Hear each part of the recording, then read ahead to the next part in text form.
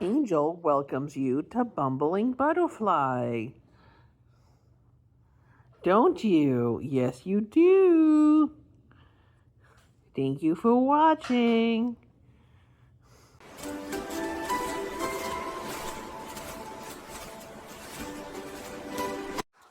So it's super early Sunday. Um, I mean, it's not that early, but I was up late because I always get restless energy before I travel, and so I was up really late, so it feels really early to me right now. And usually I can sleep on a plane when I travel, but I'm actually driving 7 hours today, so it should be interesting. Definitely gonna need to get some caffeine. But yeah, I'm visiting Jessie. Yay! I'm very excited, even though I'm really tired and haven't woken up yet. I'm very excited. Can't wait to see you, Jessie. Destination. Final destination. I swear I'm not holding my phone. It's in a call holder thing, but it's final destination. Look at the pretty, like, rolling hills.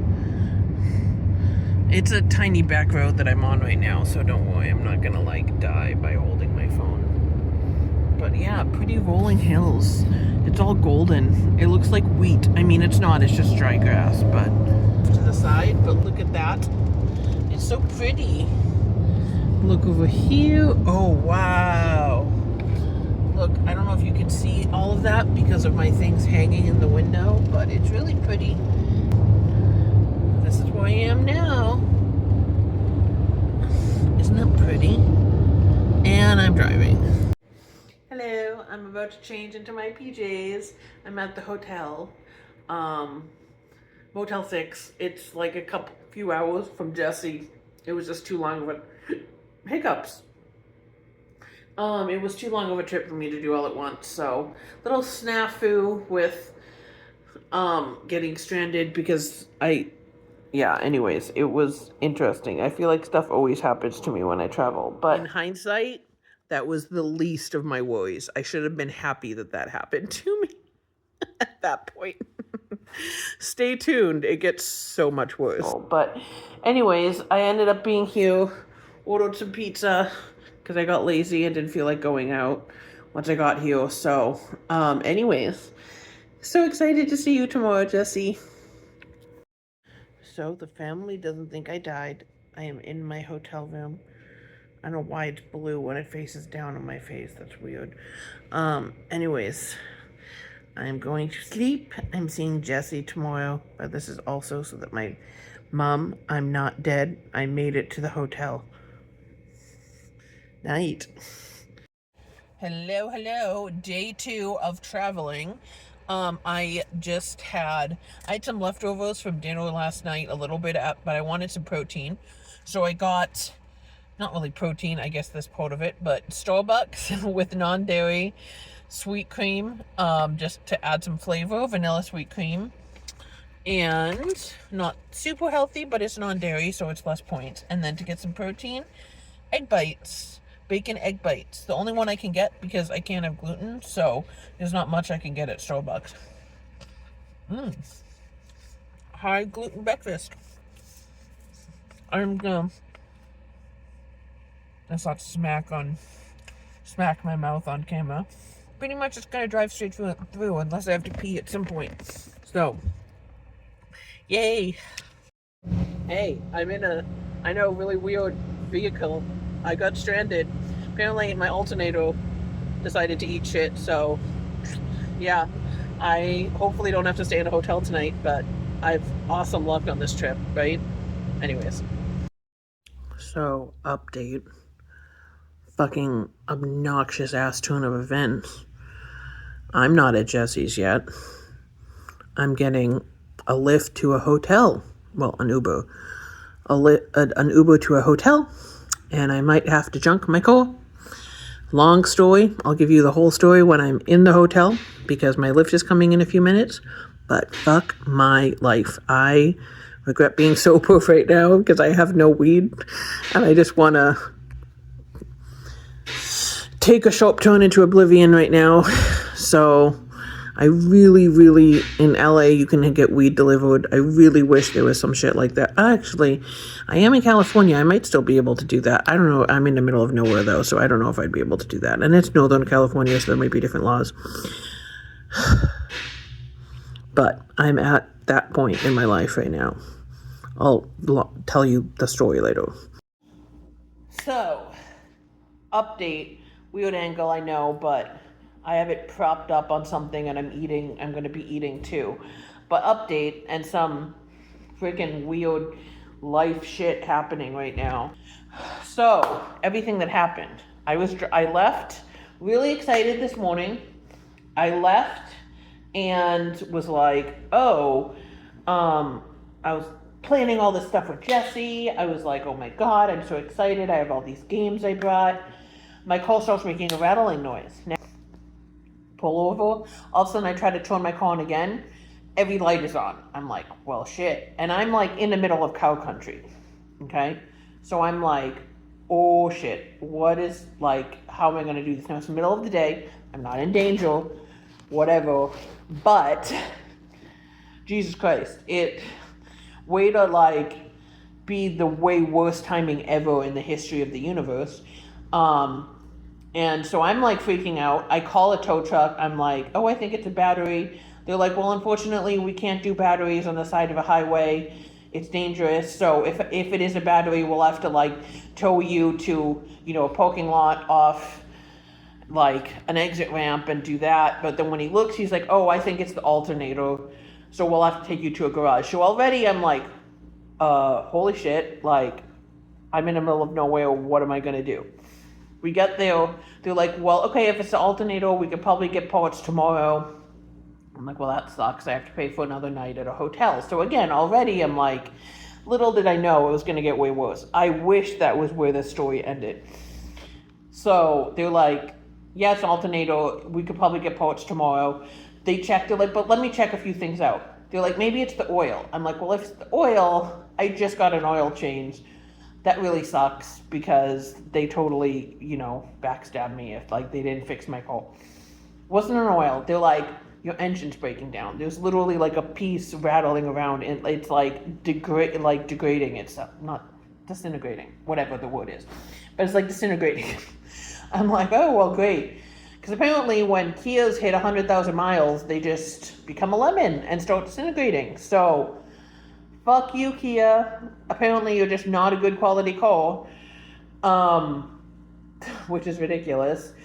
But, yeah, so I'm like, holy shit, what do you mean? Like, how long is that going to take? So then I'm thinking, like, okay, well, if need be, I can, like, rent a car and drive to Jesse's and then, like, come back and get my car. Right? Okay, still sucks. Ridiculous timing, but I'm like, okay, so I kind of made peace with that idea. Still kind of freaking out. So they're like, okay, well, I have to call around, see where I can get an engine. They're like, we're probably not going to get a new engine. We'll try to get an engine with less mileage than yours to make it better. But, like, it's still going to be a used engine. They're like, because a new engine would be, like, thousands and thousands and thousands of dollars, right? Upwards of, like, $10,000 or something. Because it's a whole bunch of new parts. So we'll try to get a used engine. So they do find one. They're like, okay, we're going to put a quote together, but they're like, yeah, they can get it to me in 2 weeks. I'm like, where is this coming from? Timbuktu? Like, how does it take 2 weeks? He's like, well, an engine can't just be shipped. Like, it's, it's a delicate thing. They'd have to, like, drive it over somehow or something about getting it here. It's like a whole thing. And I'm like, no one has Kia engines closer than that. Like, what are you coming from Alaska? Like, how is this possible? And they were like, yeah, like, it's just where it's coming from. And I was like, oh, shit. So I called Jesse. I'm like, okay, well, yeah, my car's going to be here for 2 weeks. They're like, well, actually, we have a ton of shit happening at this garage right now. It's probably going to take another 2 weeks to fix. So I'm like, a month? Like, do you realize I'm stranded? And, they're being super nice about it. But, like, really? Like, a month? And so I'm like, shit. And so now I'm really freaking out because I'm like... So I called Jesse. I'm like, what do you think about having a roommate for a month? And he's like, what are you talking about? And I'm already, like, freaking out. And then they give me the price. Just below, I think it was like 5,700. So 6,000, essentially. So now I'm like freaking out because, mom and dad are trying to retire and would literally have to take money like out of their retirement to help me. And like investments and shit. Dad was like, I could maybe get money for a down payment, but like literally talking of like moving investment funds around type of thing. Like it was not easy. It would like cost him money to like do this. And so now I'm like, what the fuck? So then Scott gets involved and he's like, once your car has, because you have to report problems when you sell cars. And so once you have an engine problem, people don't want the car anymore because they're like, your car's a lemon, this really sucks, we don't want it. And so now, they're like, yeah, no one's going to want your car once the engine is having issues. And so, they're like, your car's going to be worth like $100 and you're spending $6,000 on it. And I'm like, yeah, but like, I don't want to have to like buy a new car. So like at first I was really defensive and I'm like, I don't want to have to buy a new car. So I start freaking out, kind of getting angry at that idea. And I was like, I don't have any forks. They forgot to give me forks. Fuck, really? What is this? Oh my god, I thought I was getting spare ribs. Fuck. So, again, update. I'm eating Chinese rice, and I'm using a piece of styrofoam in another piece. Like, I literally took this off of here, and I'm using it as a little spoon. So I just, like, scoop it, and then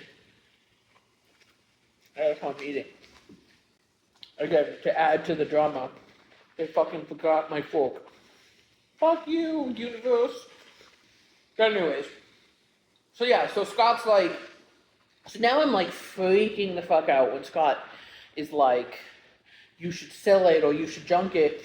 Because, one thing about this car is like, it is my baby. Like, the first thing, I know I sound like a spoiled brat when this is, but like, I rented stuff before, I bought small things, but it was like the first thing I took a loan out for.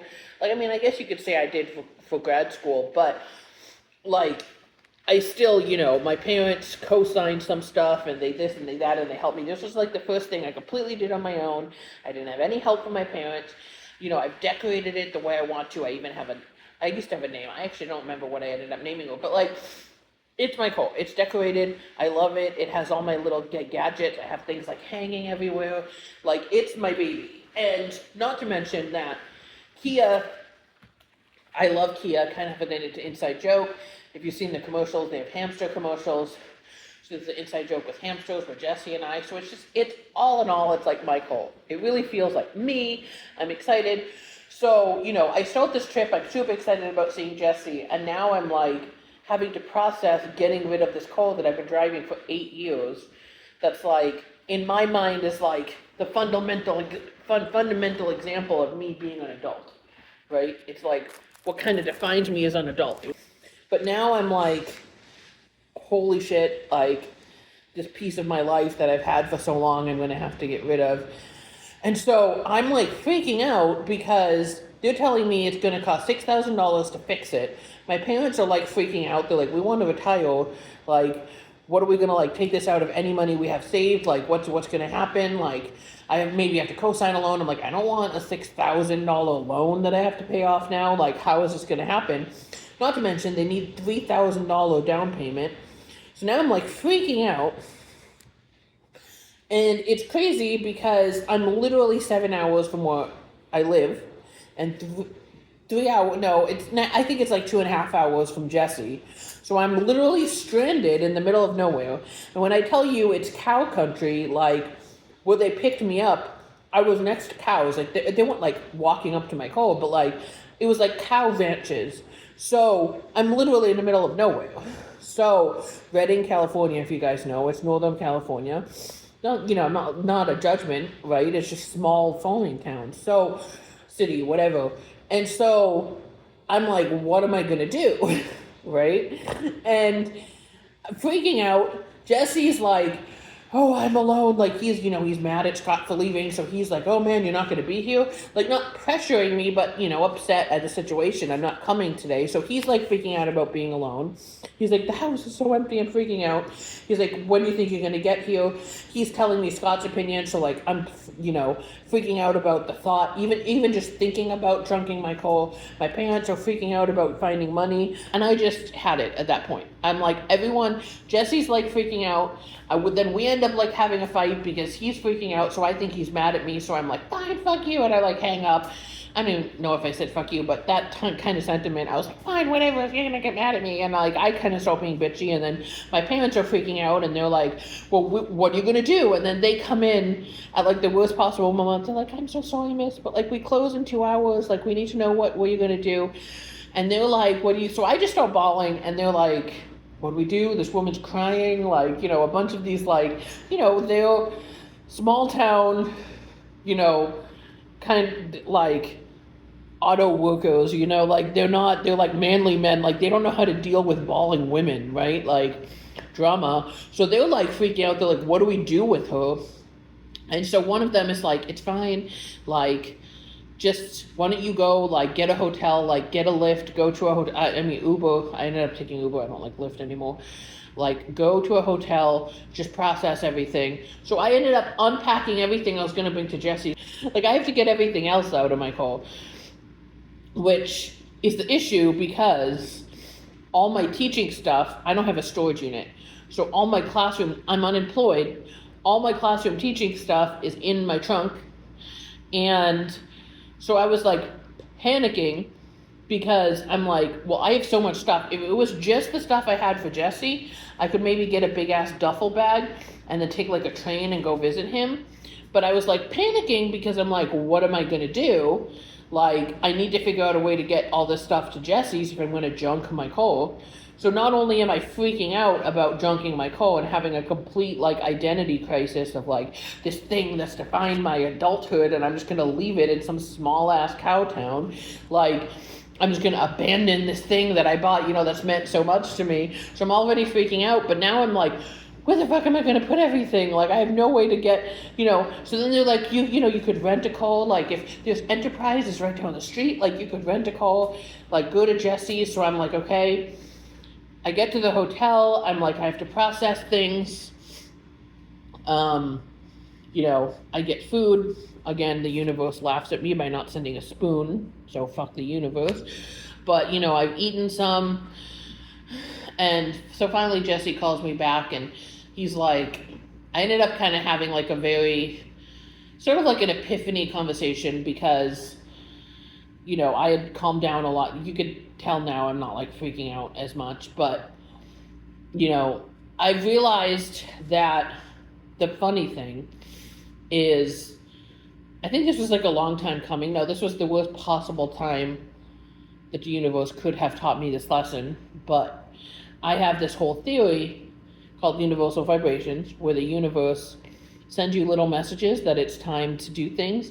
And so for a while, I've been thinking that I want to get a new car because my car's just been having different little issues that I fix. Probably put a lot of money into fixing my car. I am like on top of maintaining my car. So that's why it sucks that this happened to me. I mean, it sucks for anyone, but it's just obnoxious that it happened to me of all people because I'm like so good about maintaining my car. And so I was just like, what the hell? Like, why is this happening to me? But so, the universe is obviously like, I've been thinking for a while that I want to get rid of my car. And little signs like this car's getting older, like blah, blah, blah. I've also been thinking like I want to get a hybrid car so it costs less gas and et cetera, et cetera. And there's places where you can, like at the gym, like complaining about all these electric car parking spaces, so it's just all these little signs that I should get a new car. And so I've been thinking about it for a while, and had I kept my job, I was gonna save money for my new apartment, but my second thing was saving money to potentially get a loan and get a new car. And now it's like the universe has been sending me messages. Well, now it's like slap, slap, slap in the face, wake up and smell the coffee. Your car sucks. we're forcing you, literally forcing, because I have no other option. There's no way of us getting this money without like ruining my parents' financial future, which I'm obviously not going to do. So it's like, there's no other option but to junk my car. So the funny thing is like, yeah, I've been thinking about this for a long time, but like the universe was like, haha, fuck you. We're gonna force you to do it now. Who do I know here? Cows? Like, yeah, okay. Like, so, worst possible timing. But what's funny is like, I had been afraid to get a new car because I obviously don't want to have to make payments for a car. So like, I haven't wanted to do that. For a really long time. And so it's been crazy because this is kind of giving now, not even an excuse because it's forcing me to do it, but in essence, it is kind of giving me an excuse to do what I've been thinking I should do for a while. So that's the ironic part of all of this.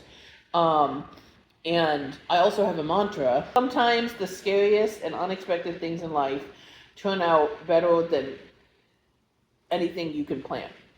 And by that I mean that this obviously sucks. Turning point in my life, like I said, this is like a key point in my life as an adult. You know, huge thing I have to make this decision about. But I mean, in essence, if you know, I won't have a car for the summer. I'm going to save a lot of money on car insurance and gas. So living on unemployment, I will save a lot of money. It'll suck not having a car, but I'm going to save a shit ton of money, and I'll have to walk. If I want to go to the movies or go to Starbucks, I'll have to walk.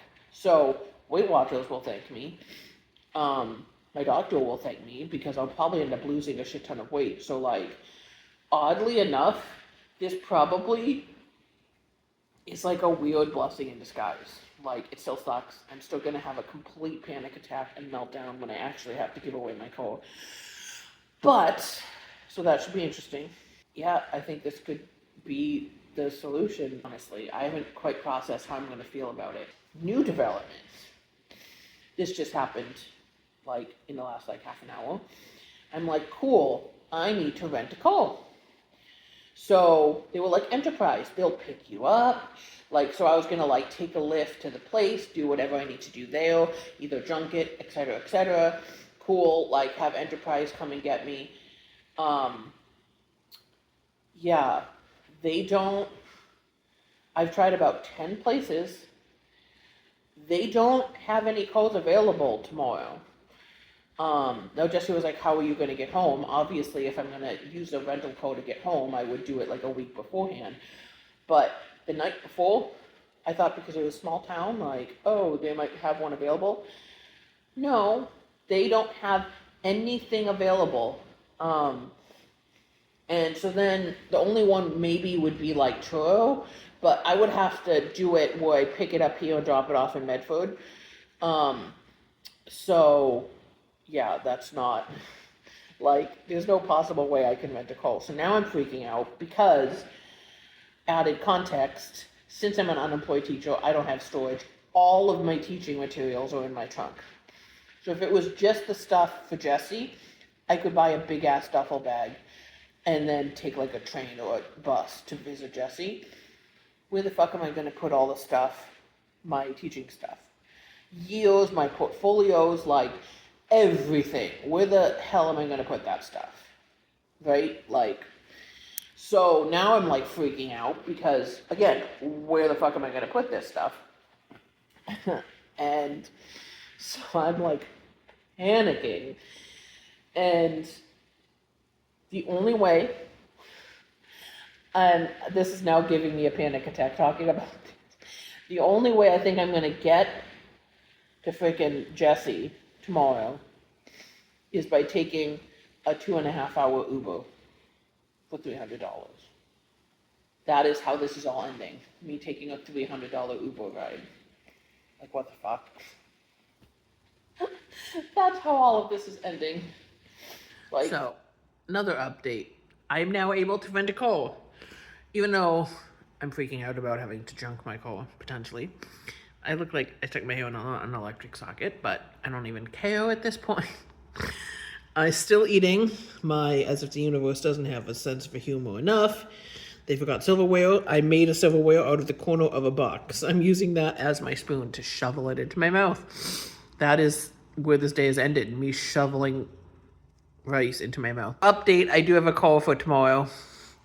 Another pondering thought that I kind of had about this whole situation. I was wondering before, like, why in God's name did the universe, you know, speaking of universal vibrations and whatnot, why did the universe think it was so funny to do this now at this particular time? And they could have done it in Pasadena and, you know, made it way easier on me. And it would have been a lot easier because I would have just taken a lift to my house or had someone pick me up. But I'm obviously stranded here. You know, I had to go to a hotel, whatnot. I honestly think, I can say this, is like, you know, the universe kind of, things happen for a reason. And with Jesse freaking out as much as he is, if this had happened when I was in Pasadena, I genuinely think I don't think I would have talked myself into making the trip, because I would have had to take a train and then we wouldn't have had a call, in which we still won't have a call. I mean, I have a call to get there and then my first night there, and then we're returning it on Thursday, but we're not going to have a call. So we'll have to lift if we want to go out to get groceries or something. So we still won't have a call, but I don't think I would have talked myself into going and Jesse would have been stranded. So I genuinely think, I don't think it was a coincidence that it happened when I was this close to Jesse, because literally, you know, like I said, the universe forces you into things. The only thing I can do, because I can't take a lift back to LA, I can, like, it's 7 hours, I'm not going to take a lift back. I'm not going to rent a car and drive back to LA when I'm this close to Jesse. So literally the only logical thing to do is for me to rent a car and drive to Jesse. So then I'm just there, and then, like, once I'm there, I might as well stay there. So if the universe was going to make this happen, funnily enough, as obnoxious as it is to be stranded like this, in a really weird, twisted sense of humor kind of way, I think the universe was trying to have Jesse's back, also kind of forcing me to junk my call, which I've been, like, wanting to do for a while, and in a weird way then also trying to help Jesse, because, like I said, if this had happened at any other time, I wouldn't have made the trip to visit Jesse, and Jesse would have had a complete meltdown that I'm not coming. So I don't know how the universe hacked out that plan, but I think that is what's happening. I'm not saying that's good or bad, and it still all sucks and it's overwhelming, but oddly enough, I think that's what's happening right now. So, you know, to find purpose in it all, not that that makes it any better, but at least there's a point to the madness. Good night. I'm going to finish eating and go to bed. So it's the morning.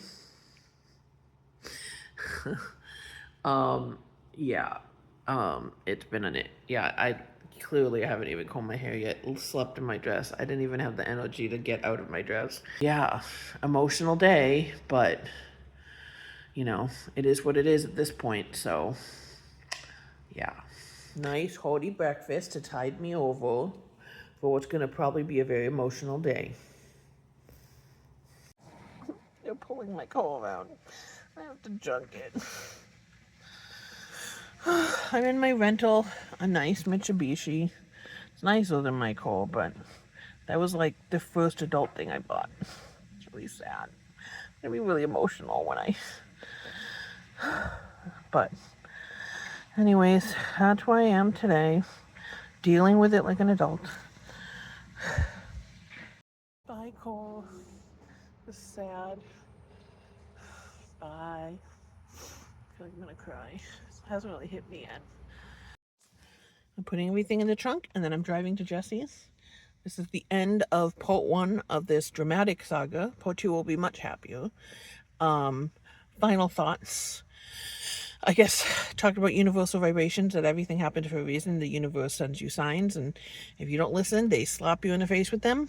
Definitely happening now about getting a new car at some point, because I've been thinking about it for a while. And also my mantra, as a quote, sometimes the unexpected and scariest things in life are better than anything we could have planned. So I think, in essence, the fact that I'm still going to Jesse's, and at some point I will be getting a new car, I think that's probably more than I could have ever planned for. So, I mean, in the end, weird, kind of bittersweet ending, but I guess in the long run it's better. So, thank you for watching Bumbling Butterfly.